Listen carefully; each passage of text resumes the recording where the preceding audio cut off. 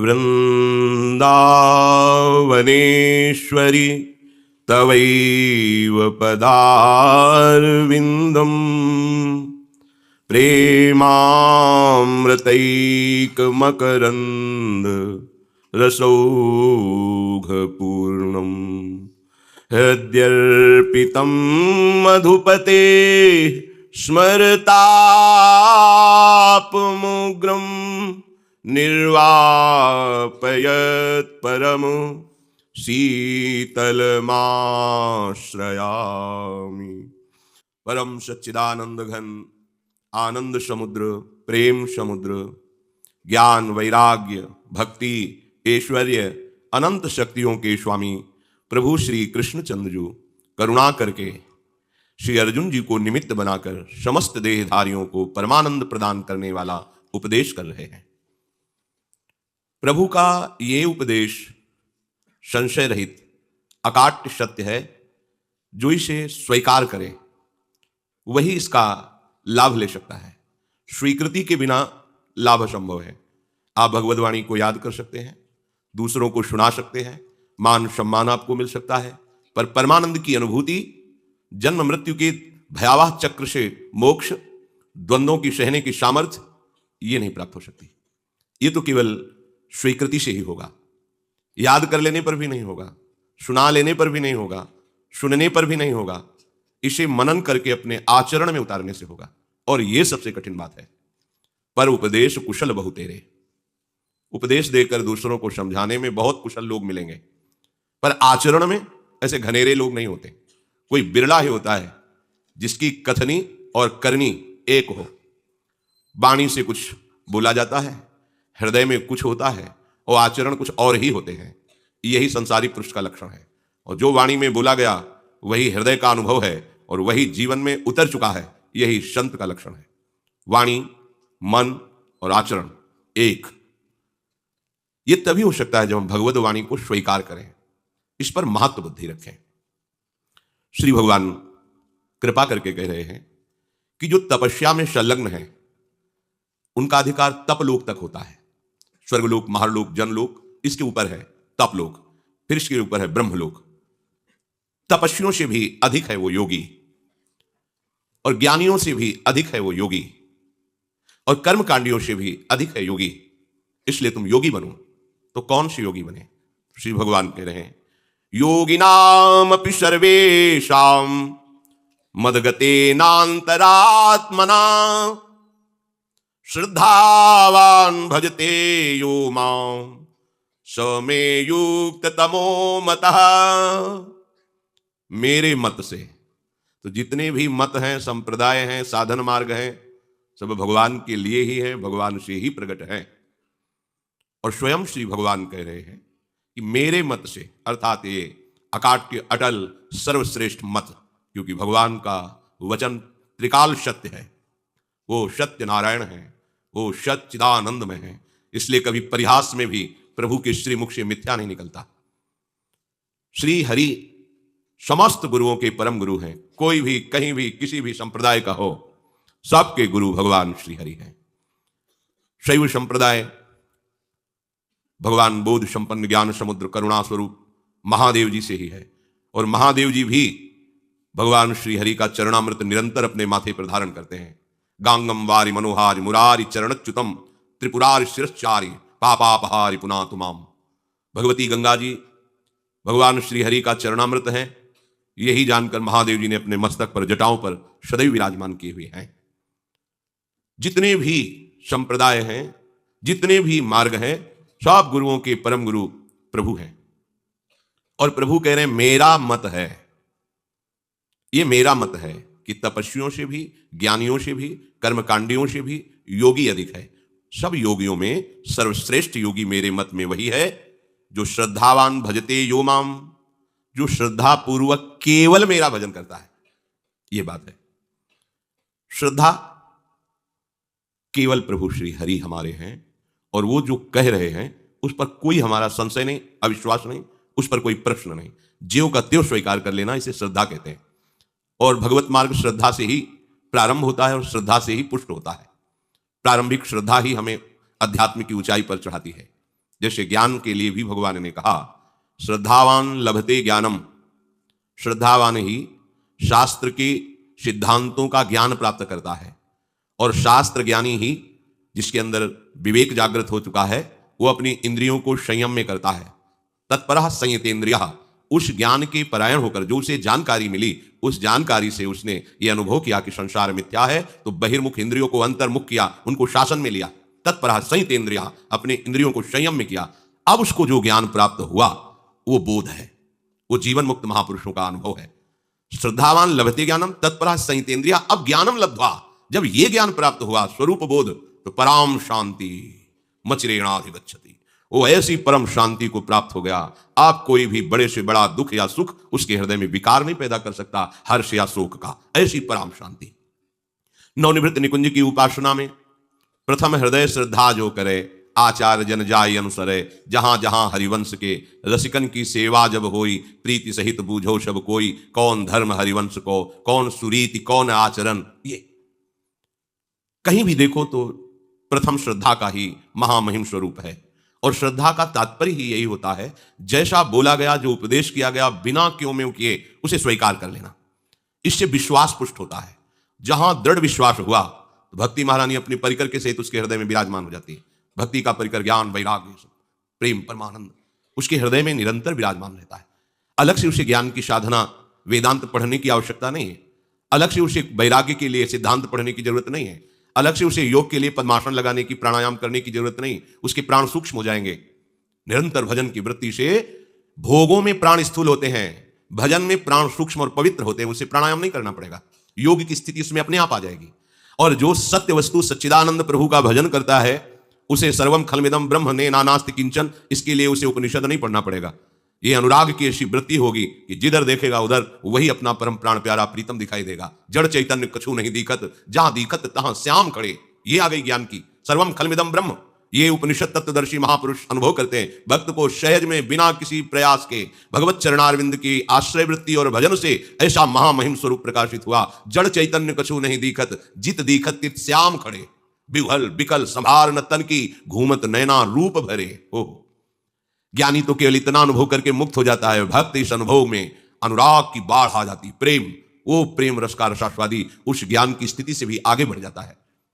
फिर कर्मकांडियों की बात ही क्या है।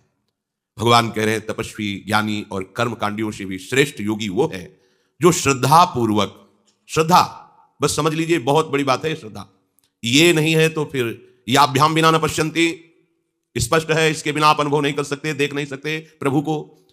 बिना श्रद्धा के प्रभु को आप नहीं पा सकते, क्योंकि श्रद्धा से विश्वास पुष्ट होता है, विश्वास से ही भक्ति का जागरण होता है। बिन विश्वास भगति नहीं ते बिन द्रवहि न राम। भक्ति से ही भगवान द्रवित हो जाते हैं। से श्रद्धावान भजते, केवल प्रभु की सत्ता, प्रभु की महत्ता मानकर हृदय में जब भजन प्रारंभ कर दिया जाता है तो प्रभु की सत्ता और महत्ता का ज्ञान हो जाता है। यहां मानकर जाना जाता है, यानी बहुत साधन के बाद जब ज्ञान होता है तब वो जान के मानता है, लेकिन भक्त मान जाता है, पहले ही मान जाता है सब जगह मेरे प्रभु हैं, प्रभु के सिवा मेरा कोई नहीं है। ये फिर अनुभव होता है उसको। मदगते नांतरात्मना माम भजते, मैं सिर्फ प्रभु का हूं, अन्य किसी का नहीं। प्रभु मेरे हैं, प्रभु के सिवा मेरा कुछ नहीं। यह है सबसे बड़े योगी का लक्षण, जिसे भगवान कह रहे हैं युक्त तमो मतः, मेरे मत में वो सर्वश्रेष्ठ योगी है। पहले अंदर देखो ये बात, प्रभु के सिवा मेरा कहीं कोई भी नहीं है। इस बात की कसौटी कसिए आप अपने हृदय में। मैं सिर्फ अपने प्रभु का हूं, मैं और किसी का नहीं। इस बात को, ये सबसे बड़ी साधना है। भक्ति केवल ये बोध करा के नहीं रुकती, वो प्रतिक्षण वर्धमानम प्रेम की अनंत धारा में डुबो देती है। इस धारा में डूबना बड़े बड़ों के लिए मुश्किल है। ये प्रेम धारा है जो अजस्र निरंतर प्यारी जो के चरणों से प्रवाहित होती रहती है। शत प्रेम सिंधु मकरंद रशोग धारा सारा नजस्रमभिता सर्वदास्यतेषु। जो इन चरणों की दास्ता स्वीकार करते हैं, चरणों से अपनापन स्वीकार करते हैं, संपूर्ण अपनापन इन चरणों में समर्पित कर देते हैं, उनके हृदय में निरंतर धारा ये प्रेम की प्रवाहित हो जाती है, जो कभी रुकती नहीं, सदैव बढ़ती ही रहती है, प्रतिक्षण वर्तमानो। पर ये बात देख लीजिए, ये जो तपस्वी ज्ञानी और कर्मकांडियों से भी श्रेष्ठ पदवी भगवान के मत में है, वो ये कि प्रभु के सिवा मेरा कोई नहीं है। ये अंतर की बात वाणी से बोलने की नहीं, मैं सिर्फ प्रभु का हूं। बाहरी नहीं, अंदर से भी। मैं मन का नहीं हूं, मैं इंद्रियों का नहीं हूं, मैं स्वभाव का नहीं हूं, मैं प्रभु का हूं। कितनी बड़ी बात है। अभी तो हम मन इंद्रियों की ही चाल में भटक रहे हैं, वाणी से कह देते हैं हम प्रियालाल के हैं, पर इसको हम उतार नहीं पा रहे अपने जीवन में। जो इंद्री प्रेरणा करती जिस भोग के लिए, हम विकल हो जाते हैं। मन जहां जाता है वहीं हम पहुंच जाते हैं, वहीं हम अपनी उपस्थिति मानते हैं। यदि हम ये निष्ठा धारण कर लें तो मन इंद्रियां ये हमारे करण हैं, ये हमको छोड़कर कहीं नहीं जा सकती। पहले हम स्वीकार करें, ये स्वीकृति बहुत दुर्लभ है। कह देना बहुत सरल होता है, तभी कहा कि कहनी तो बहुत है पर करनी ये उतारना कठिन है। जब कथनी करनी एक, तो वही संत, वही महात्मा, वही भक्त, वही साधु। कहनी करनी ये बहुत अंतराय में है हमारे। वाणी से हम कुछ बोलते हैं, प्रियालाल के सिवा मेरा कोई नहीं, और हृदय में पूरी प्रपंच की बाजार लगाए हैं। वाणी से कहते हैं मैं प्रभु का, प्रभु के लिए ही मेरा तन मन प्राण समर्पित। झूठ। अपने तन मन और प्राणों के लिए हम प्रभु को साधन बना लिए, साध्य बना लिए विषय। सूक्ष्मता से देखिए, तब आपको पता चलेगा कि आप प्रभु से कितना झूठ बोल रहे हैं। हे प्रभु मैं आपका हूं, पर आप हमारी कामनाओं की पूर्ति कीजिए, आप हमारे शरीर को स्वस्थ रखिए, हमें अनुकूलता प्रदान कीजिए, हमारा यश हो, सम्मान हो, इस बात के आप साधन बने। ये अंदर की बात है। जब मैं प्रभु का, तो हमारे साध्य प्रभु है, हमारा जीवन प्रभु, हमारे प्राण प्रभु है, हमारा सर्वस्व प्रभु है। इसीलिए प्रभु ने सबसे श्रेष्ठ कहा है। ये कोई खिलवाड़ नहीं है। जो भगवान के मत में सर्वश्रेष्ठ योगी है, उसका भाव ये है। केवल ऐसा नहीं कि 2-4 माला घुमा लिया और मनमानी आचरण कर रहे हैं तो हम श्रेष्ठ हो गए। अरे तपस्वी होना कोई साधारण बात है? ज्ञानी होना कोई साधारण बात है? शास्त्र के विधान से कर्मों का आचरण कर कोई साधारण बात है? ये सब बड़ी कठिन बातें। इनसे भी कठिन बात है प्रभु का भजन, प्रभु का होके, प्रभु में तन्मया तल्लीन होके। इसीलिए सब वंदना करते हैं भक्तों की। ज्ञान के समुद्र भगवान शंकर भक्त चरण रज की वंदना करते हैं। भक्तों के समुदाय में मानहीन रूप धारण करके बैठकर भगवत चर्चा सुनते हैं। वहां की चरण रज माथे पे लगाते। महादेव, जगत गुरु, भगवान, कहीं भी भगवत चर्चा हो, किसी न किसी रूप में भगवत वार्ता प्रेमी है, भगवत कथा प्रेमी है, वहां पहुंचते हैं। नहीं तो कैलाश में भगवती श्रोता हो जाती है और आप हजारों वर्ष तक कथा ही कहते रहते हैं भगवान की। इतना रस भगवान की चर्चा में है। कोई ऐसा नहीं। भगवान के चरणारविंद के भक्तों की अपार महिमा है। बस भक्त कैसा, खास बातें हैं। प्रभु के सिवा कोई नहीं। हजारों जन्म छोड़ दिए विषयों के लिए, ये एक जन्म दे दो ना प्रभु के लिए। सह जाओ, जितने भी ताप आए सह जाओ, चुपचाप सह जाओ। कोई मांग मत करो, प्रभु से भी कोई मांग मत करो। मांग की जगह मौन हो जाओ, परमानंद में डूब जाओगे। समस्त सुख आपके चरणों में आ जाएंगे। जब हम भोगों की मांग करते हैं तो हमें भोग जलाते हैं, हमारी कभी तृप्ति नहीं होती। तो आप निष्काम हो जाइए तो भोग बाधा के रूप में आपको घेर लेंगे। जिन भोगों की लालसा की, जैसे स्वर्ग आदि की प्राप्ति के लिए बड़े बड़े सुकृत शास्त्र विधान के अनुसार बड़ी बड़ी यज्ञ करने वाले पुण्यात्मा जाते हैं, पर भगवान का भजन करने वाला अगर कहीं चूक हो गई, बड़ी चूक हो गई, भगवत प्राप्ति नहीं हो पाई, तो उसे दंड के रूप में स्वर्ग का विधान किया जाता है। पीछे आपने सुना, जो बड़े बड़े पुण्यवानों के सुकृतों का फल है, वो योग भ्रष्ट के लिए विधान किया जाता है। चलो इसे भोगो, तुमने आकांक्षा की, ये उसके लिए दंड विधान किया जाता है। ऐसे ही जो निष्काम भगवत भक्त हैं, ये बाधा के रूप में लोक परलोक के सारे सुख घेर लेते हैं। पर जैसे भुने हुए चने में कभी अंकुरण नहीं होता, ऐसे भगवत अनुराग में पगा हुआ मन ब्रह्मादिक के भोग शब विषम लागत ताही, नारायण ब्रज चंद की लगन लगी है जाए। ये बहुत बड़ी बात भगवान ने की है। इसको ऐसे खिलवाड़ में न समझा जाए कि ऐसे ही भगवान ने कह दिया युक्त तमो मतः। उस उपासक के चित्त की दशा अलग होती है। ना तो बाह्य कोई और ना आंतरिक कोई। जब प्रभु के सिवा मेरा कोई नहीं, तो उसकी स्थिति क्या होती है? कृष्ण उठत, कृष्ण चलत, कृष्ण शाम भोर है, कृष्ण बुद्धि, कृष्ण चित्त, कृष्ण मन विभोर है, कृष्ण रात्रि, कृष्ण दिवस, कृष्ण स्वप्न शयन है, कृष्ण काल, कृष्ण कला, कृष्ण मास अयन है, कृष्ण शब्द, कृष्ण अर्थ, कृष्ण ही परमार्थ है, कृष्ण कर्म, कृष्ण भाग्य, कृष्ण ही पुरुषार्थ है, कृष्ण स्नेह, कृष्ण राग, कृष्ण ही अनुराग है, कृष्ण कली, कृष्ण कुसुम, कृष्ण ही पराग है, कृष्ण भोग, कृष्ण त्याग, कृष्ण तत्व ज्ञान है, कृष्ण भक्ति, कृष्ण प्रेम, कृष्ण ही विज्ञान है। कृष्ण स्वर्ग, कृष्ण मोक्ष, कृष्ण परम साध्य है। कृष्ण जीव, कृष्ण ब्रह्म, कृष्ण ही आराध्य है। मैं प्रभु का, प्रभु मेरे। तो स्थिति क्या? उठते समय, बैठते समय, चलते समय, शाम हो या भोर हो, रोम रोम कृष्ण कृष्ण कृष्ण, ये स्थिति। क्योंकि प्रभु के सिवा कोई मेरा नहीं, तो अब चिंतन किसका होगा? जो मेरा है उसी का चिंतन होगा। ठाढ़े बैठे परे उताना, राम कहें ते बड़े शयाना। वही चतुर है, चलते फिरते, उठते बैठते, खाते पीते, हर समय प्रभु में अपने चित्त को जोड़े हुए। हमारा पूर्ण समर्पण तभी माना जाएगा जब चित्त की एक भी वृत्ति कहीं न जाए। देखो कैसी स्थिति होती है, मैं प्रभु का, प्रभु मेरे, तो बोले कृष्ण बुद्धि, कृष्ण चित्त, कृष्ण मन विभोर है। अब बुद्धि में केवल निश्चय कृष्ण का ही है, चित्त का चिंतन केवल कृष्ण है। कैसा चित्त चिंतन करता है? विक्रेतु कामाखिल गोप कन्या मुरारी पादार्पित चित्त वृत्ति दध्यादि कम्मोह वशादवोचद गोविंद दामोदर माधवेति। ब्रज गोपी जिसका चित्त कृष्ण हो चुके हैं, दही बेचने जाती है, भाव में कृष्ण समाये हुए, तो कहना चाहती दही ले ले दही, पर निकलता है कोई गोविंद ले ले, कोई दामोदर ले ले, माधव ले ले। ऐसा ऐसा क्यों? बोले चित्त अब कृष्ण हो गए हैं, एक एक वृत्ति भगवदाकार हो गई है। कृष्ण मन विभोर है। उधो मन भय 10-20, एक हुतो सो गयो श्याम पे। गया सावई मन कृष्ण पदारविंदयो। अब मन विभोर है, कृष्णमय हो गया मन। अब ये बात सार्थक हो गई, इंद्रियाणाम मनश्चास्मि, मैं कृष्ण ही इंद्रियों में मन हूं। अनुभव हो गया, साक्षात्कार हो गया, मन कृष्ण भाव में विभोर हो गया। कृष्ण रात्रि, पूरी रात्रि कृष्ण कृष्ण कृष्ण, कृष्ण दिवस, पूरे दिन। तो अब पता नहीं कछु रात दिवस का, कब रात गई कब दिन गया पता नहीं, क्योंकि वो तो कृष्णाकार वृत्ति है, बाहर का उसको कुछ भान ही नहीं, पता नहीं कुछ रात दिवस का।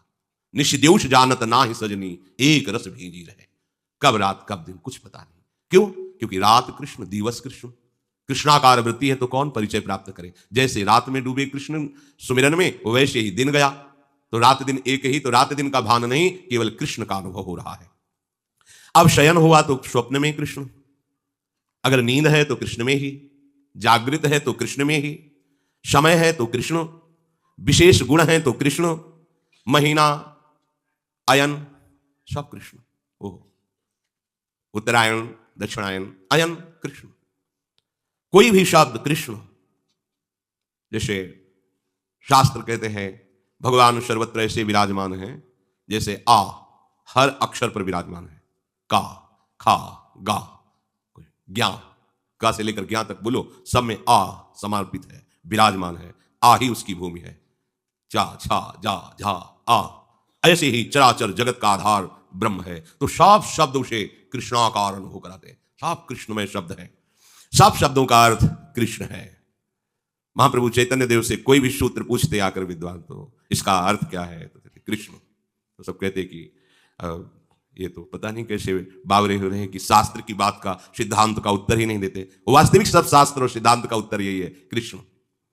सब शब्द कृष्ण, सब अर्थ कृष्ण। तो परमार्थ क्या है? कृष्ण। कर्म क्या है? कृष्ण। अब उपासक का भाग्य क्या है? कृष्ण। उपासक का पुरुषार्थ क्या है? कृष्ण। स्नेह किससे? कृष्ण से। राग किससे? कृष्ण से। अनुराग किसका? कृष्ण का। उसका मन अब मन नहीं, सुमन हो गया है। जो कली रूप में था वो खिल गया, कुसुम बन गया। जब कली था तब कृष्ण, जब कुसुम हुआ तो कृष्ण। अब उसमें अनुराग रूपी पराग आ गया, तो कौन? बोले कृष्ण। अब उस उपासक का भोग क्या? कृष्ण। त्याग क्या? कृष्ण। ग्रहण क्या? कृष्ण। तत्व ज्ञान क्या? कृष्ण।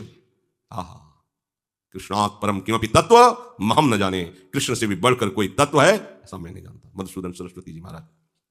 भक्ति कृष्ण, प्रेम कृष्ण, अनुभव विज्ञान कृष्ण, स्वर्ग कृष्ण, मोक्ष कृष्ण, परम साध्य कृष्ण, जीव कृष्ण, ब्रह्म कृष्ण, आराध्य कृष्ण।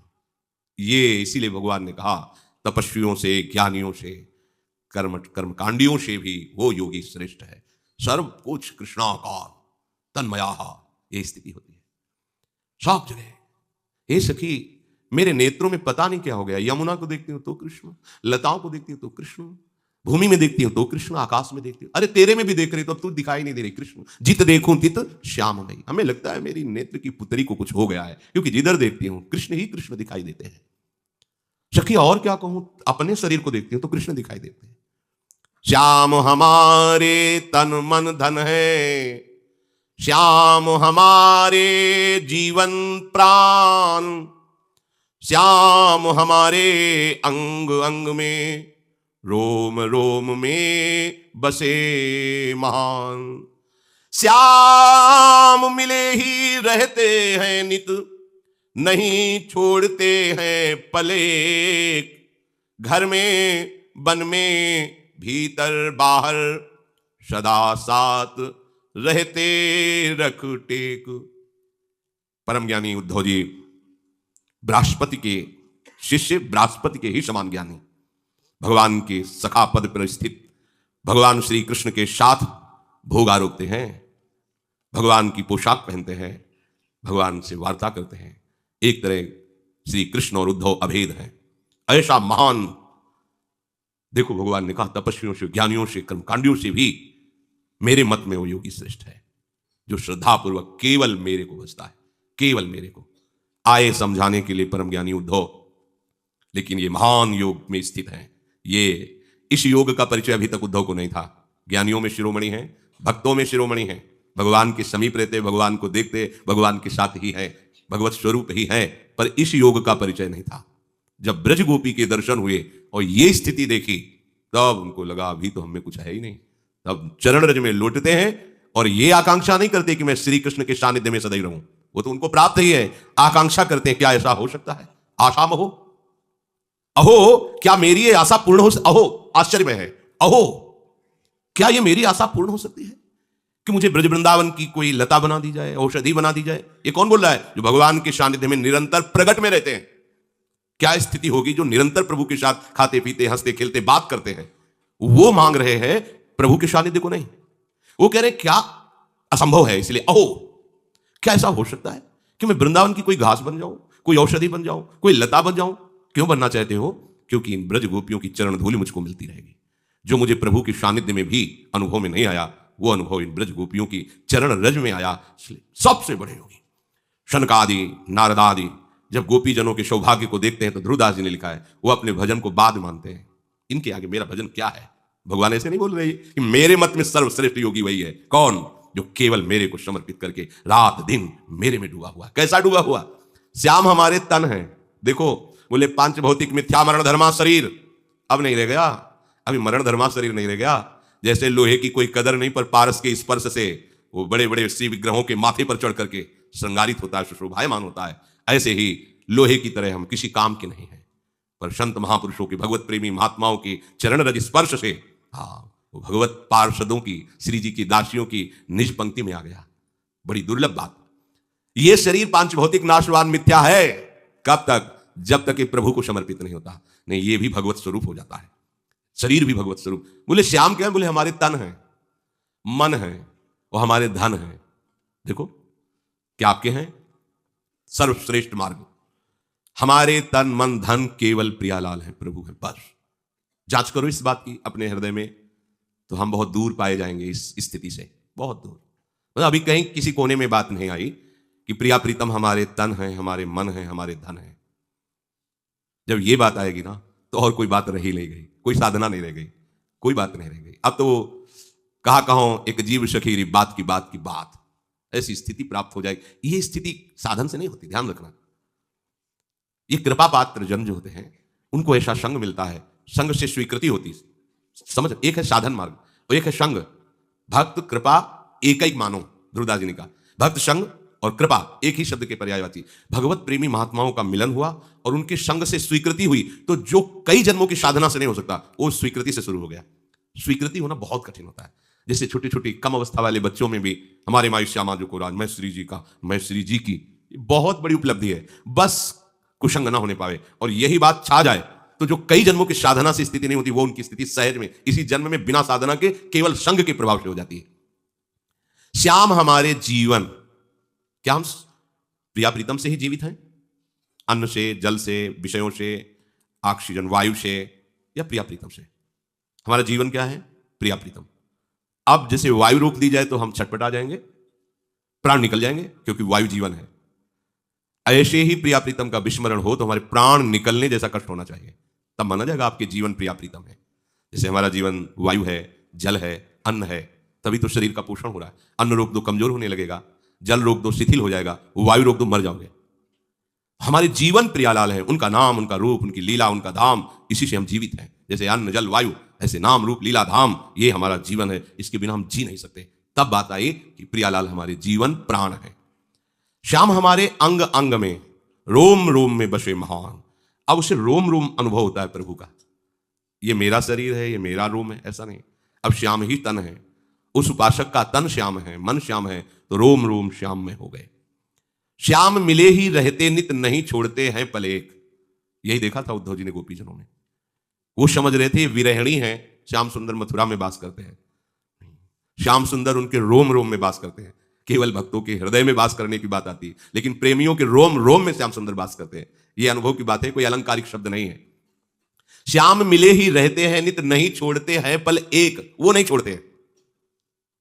पहले हमने समर्पण किया, वो आके अपना क्रीड़ा स्थल बना लिया हमारे तन मन प्राणों को।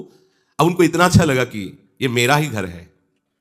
किस हृदय को, किस शरीर को, किस मन को? जहां स्वयं का कोई भी अस्तित्व महत्व नहीं रहा, सब समर्पित कर दिया उसने। जाहि न चाही कबहु कछु, तुम सन सहज सने, तो बसहु निरंतर तासुर सोराउर निज के। अपने घर की तरह ये तन मन प्राण प्रभु के ही बनाए हैं। इनमें जो हमने अपनापन करके महत्व अहंकार कर लिया है, इसे समर्पित कर दिया, तो त्रिगुणात्मिका माया का पर्दा हटाकर वो प्रकाशित हो जाते हैं, रोम रोम में प्रकाशित हो जाते हैं। एक पल के लिए भी नहीं छोड़ते। घर में, वन में, भीतर बाहर, सदा साथ रहते रख टेक। बहिरंतस्य भूतानाम अचरम चरमे उच, सूक्ष्मात् तद विज्ञेयम दूरस्थम शांति के चित्तार्थ। उस उपासक को अनुभव होता है। बाहर भी देखता है तो श्री कृष्ण, आंख मूंदता है तो श्री कृष्ण, घर में है तो श्री कृष्ण, वन में है तो श्री कृष्ण, केवल प्रभु ही प्रभु। स्वप्न जागरण भोग योग में, घुले मिले रहते हैं नित्य, साथ खेलते साथ बिहरते, सदा साथ सोते हैं सत्य। जागृत स्वप्न सुषुप्ति स्फुरत में, राधा पदाब्ज छटा, वैकुंठे नरकेथवा मम गतिर नान्यास्तु राधाम बिना। ऐसा ही होता है। ये होता है समर्पित हृदय में। मैं साधन कर रहा हूं, इसमें नहीं होगा। मैं समर्पित हो गया, मैं ही। अब उसमें जागृत स्वप्न और सुषुप्ति का भेद नहीं रहता, ध्यान रखना। जागृत स्वप्न सुषुप्ति का भेद रहता है देहाभिमान में, और देह अभिमान सहित समर्पित हो गया प्रियालाल के चरणों में, तो ये तीन का भेद मिट गया, जागृत स्वप्न सुषुप्ति का। जागृत में प्रियालाल, स्वप्न में प्रियालाल, सुषुप्ति में प्रियालाल। बाहर से देखने वाला बोलेगा सुषुप्ति है, ये स्वप्न है, ये जागरण है, लेकिन उस उपासक का जागरण और स्वप्न और सुषुप्ति एक ही रहता है। जागृत स्वप्न सुषुप्ति, स्फुरत में राधा पदाब्ज छटा। अब उसके लिए सुषुप्ति सुषुप्ति नहीं है, स्वप्न स्वप्न नहीं है, जागरण जागरण नहीं, वो तीनों में एक समान स्थिति में रहता है प्रियालाल के साथ। आगे स्पष्ट कहते हैं कि वो चाहे भोग में हो या योग में, विषयान ग्रहणंत मुंचंत हुआ कई वा भाव रहस्य पारगवती श्री राधिका प्रेषा। वो चाहे तुम्हें दिखाई दे रहा हो किसी भोग में है, या दिखाई दे रहा हो कि अब तो साधन में है, योग में है, पर वो भोग और योग में दोनों में एक ही में रहता है प्रियालाल में। जैसे जागृत स्वप्न सुषुप्ति का भेद मिटकर एकमात्र प्रियालाल, ऐसे ही भोग और योग का भेद मिटकर केवल वो प्रियालाल में। वो क्रियान्वित है या क्रिया रहित है, भोग में है या त्याग में है, वो केवल प्रियालाल में है। साथ खेलते, वो अकेले नहीं रहता। छिन छिन बिहरत संग, ये उसी को अनुभव होगा, दूसरे को अनुभव नहीं होगा। जैसे जैसे आप अपनापन बढ़ाते चले जाएंगे, ऐसा करुणा में स्वरूप है। अगर आचार्य कृपा ना हो तो हृदय फेल हो जाए। हृदय की सामर्थ्य नहीं, देखो हृदय तो इतना कमजोर है कि किसी किसी को एकदम हर्ष की बात सुनकर फेल हो जाता है हृदय। एकदम गरीब आदमी और एकदम उसकी सीमा से अधिक अर्थ की प्राप्ति उसकी मृत्यु का कारण बन सकती है। हर्ष नहीं झेल पाएगा। या अचानक कोई अपना जिससे बहुत प्यार करते हैं उससे बिछोह की बात आ गई तो वो शोक नहीं सह पाता, उसका हृदय फेल हो जाता है। प्राकृतिक, वही प्राकृतिक हृदय इतने बड़े महामहिम रूप को, प्रियाजू का रूप ही ऐसा, मतलब करुणा बरसती है, आप बिना रोए नहीं रह सकते। मतलब कैसे इतना परमानंद की वो प्रभु को विवश कर देता है। फिर अपने तो जीव है वो, ऐसा वो बस तेरो रूप कहत नहीं आवे, महाप्रभु कह रहे सजनी जी के तेरो रूप कहत नहीं आवे। साथ खेलते हैं प्रियालाल, साथ, ये अनुभव का विषय है। तभी वो कृत्य हो जाता है, मोक्ष सुख का त्यागी तभी होता है वो। और ये कोई दुर्लभ बात नहीं है, क्योंकि प्रियालाल अपने हैं ना, ये रसिकों के घर की बात है, रसिकों की। बाहर के लिए तो प्यारोडुम क्षमते नय अच्छी सुखादि नाम तो यह ध्यानगम, उनके ध्यान में साथ खेलने की बात नहीं, ध्यान में आना दुर्लभ है। और रसिकों की घर की बात है, ये अपने घर के हैं ना प्रियालाल, प्रियाजू, लालजू, ये सब कोई बड़ी बात नहीं उनके लिए होती, क्योंकि बड़ी बात जो थी वो उनको प्राप्त हो गई। क्या? कुछ अपना नहीं बचा प्रियालाल किसी, ये बड़ी बात है। अब प्रियालाल हरिराम व्यास जी कहते हैं, श्यामा श्याम ये हमारे कौन है? बोले खिलौना, हमारे श्यामा श्याम खिलौना। हाँ, ये रसिकों के खिलौना इन्हीं से खेलते रहते हैं। सच्चिदानंद प्रभु जिस रूप में आसक्त है उसका दुलार ये रसिक जन करते हैं। कैसे? मतलब वो कुछ सामर्थ्य नहीं, वचनों की सामर्थ्य नहीं कि वो जरा भी भाव व्यक्त कर सके। साथ खेलते, साथ बिहरते, ये सुन लो जिनको लगता है भगवान दर्शन दिए कि नहीं दिए, भगवान मिले कि नहीं मिले, या हम उन भगवान की उपासना नहीं किया करते कि वो आए मिनट 2 मिनट झांकी दिखाई चले गए। हमारे प्रभु ऐसे नहीं है, ये हमारे प्रभु एक बार आते हैं तो बस जाते हैं। पिय मूर्ति नयनन बशय ही रस रहाय समाय, महाप्रेमी है, ये जानते हैं प्रेम का स्वरूप, प्रीति की रीति रंगीलो ही जाने कि पिए जी नहीं पाएगा प्रेमी, तो कैसे जिएगा? अब इसके साथ रहना पड़ेगा, तो इसको साथ ले लेते हैं, वो साथ रहता है, साथ खेलता है, साथ विहरता है, प्रभु से एक क्षण के लिए भी विलग नहीं, और साथ में प्रभु सोते हैं। सोचो, तभी तो सुसुप्ति नहीं, तभी तो स्वप्न नहीं, क्योंकि अपने आराध्य देव के साथ रहता है।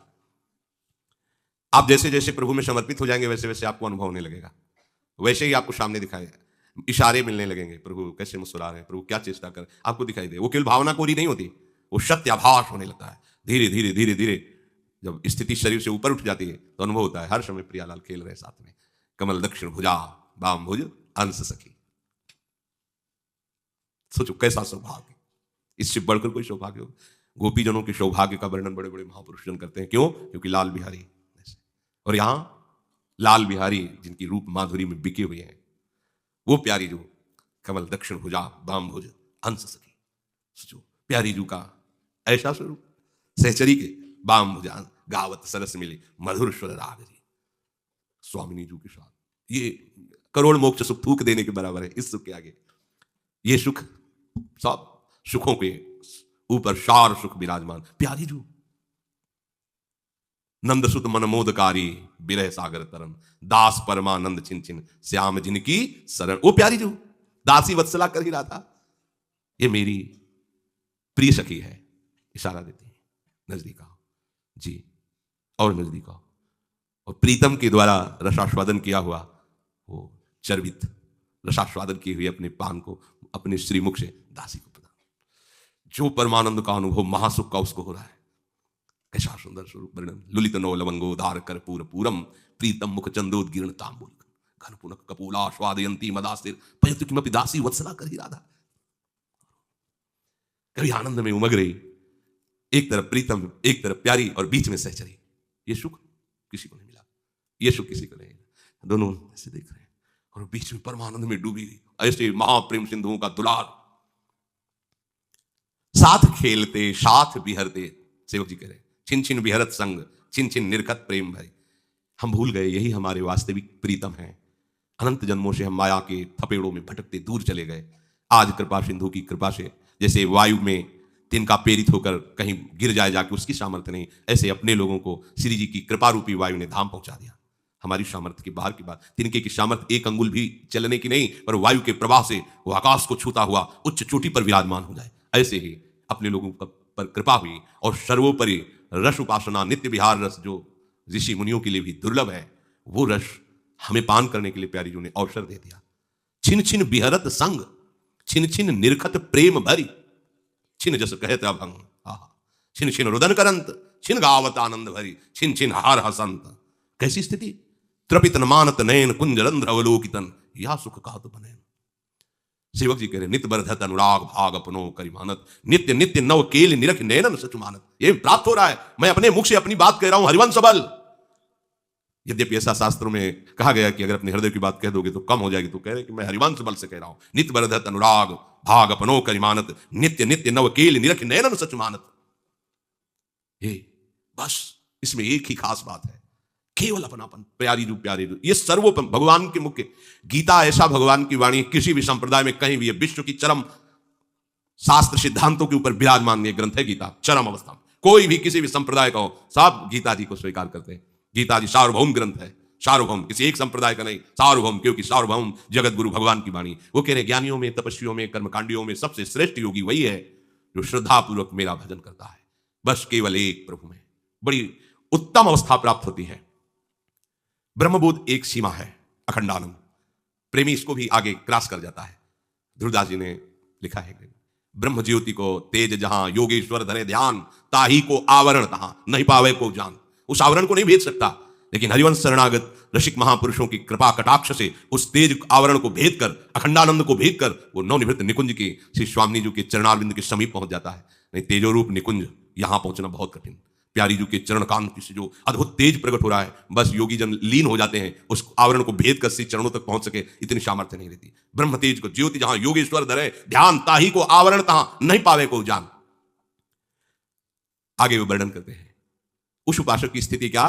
बोले होता नहीं वस्तुतः उनसे, क्षण भर मेरा कभी वियोग, रहता सदा श्याम से मेरा, सुखमय परम मधुर संयोग। एक क्षण के लिए भी कभी प्रभु से वो विलग नहीं होता, या प्रभु से विलग नहीं होते, एक क्षण के लिए भी सुखमय महामधुर संयोग होता है। तो बोले फिर तो आनंदित हो जाना चाहिए, पर वो रोता है। कैसे रोता है। तन मन के बिछुरे नहीं पर चाह बढ़े दिन में। चाह ऐसी बढ़ी हुई है कि अरबरात मिलवे को और निश दिन मिले ही रहते, पर मनो कबहू मिले ना। कैसी बात है। वो व्याकुलता प्रेम की, वो पिपाशा, ऐसा रूप है, ऐसा स्वभाव है, ऐसे गुण है कि पान करते हुए भी और तृप्ति नहीं हो रही, बढ़ता जाता है। तो कभी कभी ये आंखें उनको नहीं देख पाती, तो विरह अग्नि से इसीलिए मैं हूं तत्काल जली जाती। देखते हुए भी अनदेखे से लगते हैं। प्यारी जू जब जब देखो तेरो मुख, तब तब नयो नयो लागत, ऐसो भ्रम होत देखो न कबहूरी। ये दो आदिन अंत विहार करें, तो लाल प्रिया में भई न चिन्हारी। आदिकाल से अनंत काल तक अभी पहचान ही नहीं है दोनों, इसलिए नवल किशोर है और ये नवल किशोरी है। और इनका नया नया भी प्रेम हुआ है, नयो नेह प्रेम कैसा है, अभी नए नए, अभी मानो पहली ही दृष्टि मिली हो। नयो नेह और नवरंग और नयो रस और नवल श्याम, श्री लाडली जी भी नवेली, इनका सब कुछ नया नया। इसलिए रसिक जनों को फुर्सत ही नहीं नए नए से। पुराने हो जाए तो थोड़ा होता है, लेकिन वही है, उनको देखें नए। कैसा वो वाणी की सामर्थ्य है। ये कौन बात जो अभी और अभी और अभी और है। नया नया रूप, नया नया वृंदावन, नए नए पशु पक्षी, नई नई कांति, नई शोभा, नया राग रंग, नया नयो ने ही। वो देखते हुए भी कभी ऐसा लगता मैंने कभी नहीं देखा। अब चीख चीख के रोना शुरू, चिल्लाना शुरू। यही तो हो रहा है। उपास्य देव में भी यही हो रहा है। अंक स्थिति विदेते किमपि प्रलापम हा मोहलेति मधुरम। अंक में विराज, गोद में विराजमान ऐसा लगा श्याम सुंदर, हा प्रीतम हा प्राण। पार्श्व में विराजमान प्रिया जो कैसा लगा, तो क्वाश क्वाश शुभानुनंदिनी, बिलपत विपिन तुम कहां हो लाडली जो, हा राधा राधिका पुकारत निरखी मदन गज ढाल। जबकि सिद्धांत में वर्णन है कि एक पलक झपकने के लिए भी ये जोड़ी कभी विलग नहीं होती। तो फिर कैसे बोल रहे हैं ये युगल सरकार, कैसे बोल रहे हैं। वो कह रहे हैं कि हा श्याम सुंदर तुम कहां गए, पर हैं कहां, अंक स्थिति पे देते। वो पार्श्व में विराजमान है। कह रहे और सखी भी कह रहे बेगी चले उठी गहर करत कत निकुंज बुलावत लाल। तो कहां बैठे, दूसरे निकुंज में। अरे सरकार तो ऐसे पर्दे को भी नहीं सहन कर सकते। जब स्नान कुंज में पधारते हैं तो प्यारी जी और प्यारी जी के बीच में झीना पट किया जाता है, उतने में प्राण व्याकुल हो जाते हैं। फिर दूसरे निकुंज में कैसे जा सकते। चल सुंदरी बोली वृंदावन, तो कहा मथुरा में क्या। ये प्रेम की बात, भगवत रसिक रसिक की बात है। रसिक बिना को समझ से देखो, चल सुंदरी बोली वृंदावन, चलो सुंदरी आपको बुला रहे प्यारे। कहां, बोले वृंदावन। तो प्यारी जी कहां गए, वृंदावन परित्यज्य पादमेकम न गच्छति। तो ये क्या है, कह रहे चल सुंदरी। बोले तो इससे आभास होता है ना कि बाहर है। प्यारी जी आगरा मथुरा में होंगे, तो चल सुंदरी। नहीं, समीप है, उनको बाहर। अंतर की अतिशय प्रीति होती, इसी पद में है, अंतर प्रीति में डूबी हुई है प्यारी जो। तो हित सजनी जी कह रहे वृंदावन में आओ, वृंदावन में अंतर प्रीति से बाहर हो, भाव समझो। चल सुंदरी बोली वृंदावन। स्वामिनी जी आप देखो डूबी हुई, प्यारे की दशा तो देख रहे हो। हमें तो यही उचित लगता है कि आप इनकी कंठ की माल बने। चल सुंदरी बोली वृंदावन, कामिनी कंठ लाग किन राजे, तू दामिनी मोहन नूतन घन। कंचुक सुरंग विविध रंग सारी, नख जुगून बने तेरे तन। ये सब उचित नवल मोहन को प्यारी जो, ये सब शोभा तो आप उन्हीं के सुख के लिए धारण की हो ना। भूषण भूषण विविध पहिरे तन प्रिय मोहन। तो कहां चली? बोले अतिशय प्रीति होती अंतर्गति, जैसे ही हरिवंश चली मुकुलित मन। और निविड़ निकुंज मिले रस, वही है। और आभास क्या हो रहा है पद से? चली सुंदरी बोली वृंदावन। तो कहां है? समीप में एक ही सिंहासन पर एक ही जगह विराजमान है, वो अंतर में डूबी हुई। तो महाप्रभु कह रहे हैं इत सजनी चुके वृंदावन में आओ, वृंदावन में तो है कहां? अंतर प्रीति में डूबी हुई है। आप बाह्य दशा को प्राप्त हो। प्यारी जी देखो प्रीतम की आपकी अंतर दशा देख करके क्या हाल हो रहा है। आप बाह्य दशा को प्राप्त हो तो निविड़ निकुंज मिले रस सागर, वही जीते सतरति राज। भगवत रसिक रसिक की बातें रसिक बिना को समझ। अब कभी कभी वही उपासक जिसे एक क्षण के लिए भी कभी प्रभु नहीं छोड़ते, उसको लगा कि प्रभु बिलक हो गया, हाहाकार मच गया। अब दूसरे जब उस हाहाकार को देखते तो लगता है बेचारे पर भगवान कृपा कर दें, दर्शन दे दें। जैसे भोरी सखी जी यमुना के पावन पुलिन पर विराजमान होकर के ऐसे पुकारते हैं, हा किशोरी, हा लाडली, हा मेरी सखी, एक बार मेरे नेत्रों के सामने। पूरे पद आप पढ़ के देखो कैसी आर्त भावना है। तो ब्रजवासी जन भी उस समय के कहते थे कि लाडली मेरे सारे सुकृत इस बाबा पे लग जाए, ये रोता रहता, एक बार दर्शन दे दो। तो क्या प्यारी जी इतनी निष्ठुर है? आप उन्हीं के पदों को पढ़ के देखो तो प्यारी जी से बात करते नजर आएगी उसी में। ये आंतरिक वृत्तियां हैं, बाहर से नहीं समझ में आएगी। जब वही जान सकता है जिसके सिर बीती हो या अपना दिल जान सकता है। अंतरदाव लगी रहे धुआन प्रगटे कोए, कह जाने दिलापनो या जा सिर बीती होए, वही समझ सकता है। दूसरा तो कहेगा कि तड़पते हुए पूरा जीवन निकल गया, कभी प्रियाजू नहीं मिली। अरे तड़पन ही मिलन के बाद होती है, तुम्हें पता क्या है? ये तड़पन ही मिलन के बाद होती है। अब तो पहले तो रूप की भावना होती थी, अब रूप ने आकर के मथ दिया पूरे हृदय को, व्याकुल लेता है। देखो ना लालजू की पास ही है, पास ही, और उनको पीतांबर आग जलाने वाला लग रहा है। अब बंशी उनको सुखद नहीं लग रही। ये चले किन मानिन कुंज कुटीर, तो बिनु कुंवर कोटि बनिताजुत, मथत मदन की पीर चले किन मानिन कुंज कुटीर। गदगद सुर विरहा कुल पुलकित, सर्वत बिलोचन नीर, क्वास क्वास वृषभानु नंदिनी, बिलपत विपिन अधीर। बंसी बिशिख ब्याल मालावली, पंचानन पिक कीर, मलयज गरल हुतासन मारुत, शाखा मृग चीर। प्यारी जी ये दशा है प्यारी जी की। आप अंतर्मुख हो रहे हो, देखो ना प्यारी जी की क्या दशा है। परम कोमल चित स्वामी एकदम। प्यारी जू का ऐसा प्रेम प्यारी जू में है कि अगर सखियां चिताए नहीं तो तत्काल अंतर में डूब जाती हैं उनके प्यार में। और अंतर में डूबना प्यारे जू को ऐसा लगता है कि प्यारी जू मान कर गई। अब उनके हृदय में जो दशा होती, प्यारी जू ना देखें ना चितवें तो जल मीन की सी दशा हो जाए।